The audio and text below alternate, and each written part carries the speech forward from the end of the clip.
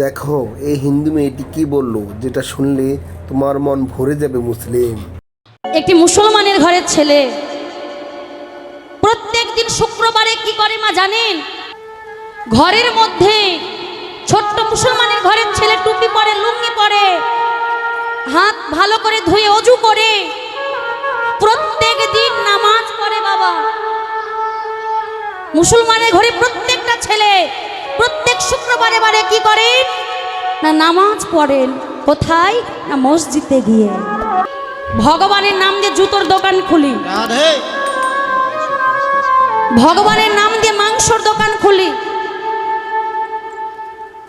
ভগবানের নাম দিয়ে জুতোর দোকান খুলছি। আমরা কত বড় পাপী দেখুন। কোথাও দেখেছেন মুসলমানের ঘরের ছেলে আল্লাহ খোদার নাম দিয়ে জুতোর দোকান খুলেছে? কোথাও দেখেছেন মসজিদে গিয়ে তাস খেলা হয়? মুসলমানেরা সেই মসজিদে কেন যায়? শুধু নামাজ পড়তে, আল্লাহ খোদাকে ডাকতে। কিন্তু আমাদের হিন্দু ঘরে ওই মন্দিরে কি করে? জুয়ার আখড়া করে বসে। বকাটে পাড়ার কয়েকটা ছেলে মিলে ওই মন্দিরে বসে জুয়া খেলে, তাস খেলে।